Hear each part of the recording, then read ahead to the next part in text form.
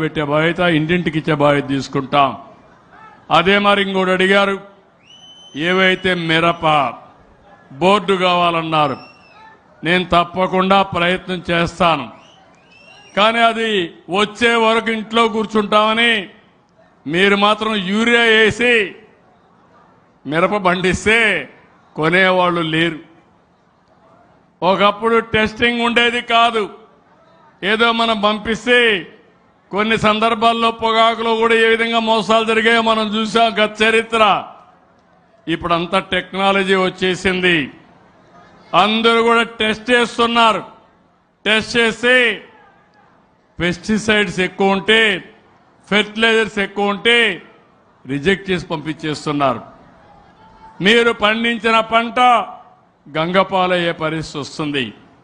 నేను నిన్న మొన్న చూశాను, యూరియా వేయాలంటున్నారు.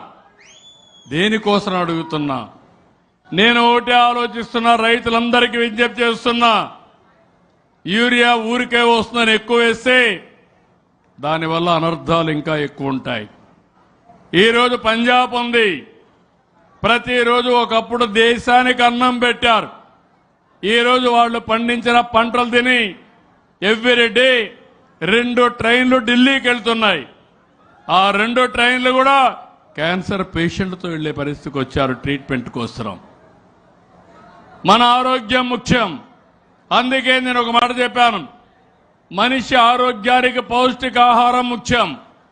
భూమి ఆరోగ్యానికి న్యూట్రియంట్స్ అవసరం. ఈ విషయం మీరు గుర్తుపెట్టుకోవాలి. ఈరోజు మనం న్యూట్రియంట్స్ పైన ఆధారపడడం లేదు. మనిషికి ఎట్లయితే స్టీరాయిడ్స్ ఇస్తామో భూమికి కూడా స్టీరాయిడ్స్ ఇస్తున్నాం. ఆ స్టీరాయిడ్సే యూరియా, ఆ స్టీరాయిడ్సే కెమికల్ ఫెర్టిలైజర్స్.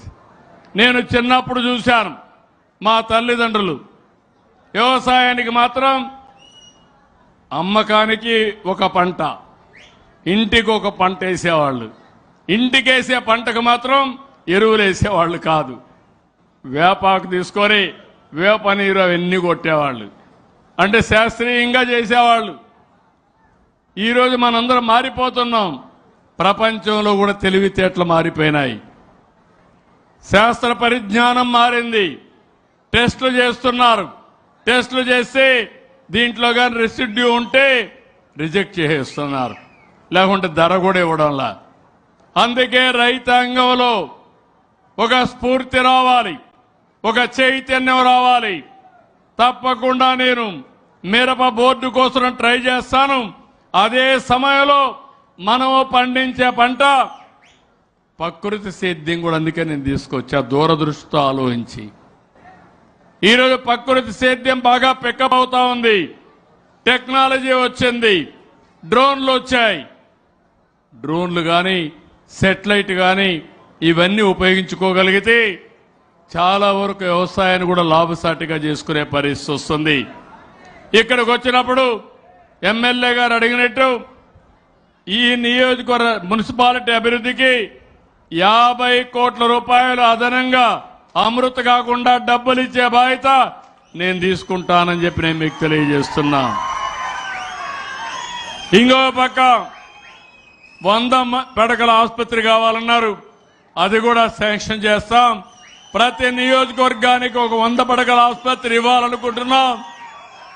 అది ఏ విధంగా పెట్టాలనో తొందరలోనే ఫైనలైజ్ చేస్తామని చెప్పి కూడా నేను మీకు తెలియజేస్తున్నా. ఇంకో పక్కన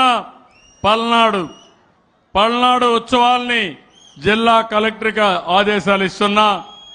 ప్రభుత్వం పూర్తిగా సహకరిస్తాం. టూరిజానికి ప్రాధాన్యత ఇస్తున్నాం. పల్నాడుకు చరిత్ర ఉంది. ఆ చరిత్ర ఉపయోగించుకొని పల్నాడు ఉత్సవాల్ని ఘనంగా చేయాల్సిందిగా జిల్లా కలెక్టర్ని ఆదేశిస్తున్నానని చెప్పి కూడా నేను మీకు తెలియజేస్తున్నా. కాబట్టి ఇవన్నీ కూడా మీరు గుర్తుపెట్టుకోవాల్సింది. భవిష్యత్తులో ఏ విధంగా చేయాలనో వర్కౌట్ చేయాల్సి కోరుతూ ఇప్పుడు ఫైనల్గా 5 నిమిషాలు ఒక బంగారు కుటుంబాలు కొత్త కాన్సెప్ట్ తీసుకొచ్చాం. నేనిచ్చే సంక్షేమ కార్యక్రమాలన్నీ ఇస్తా.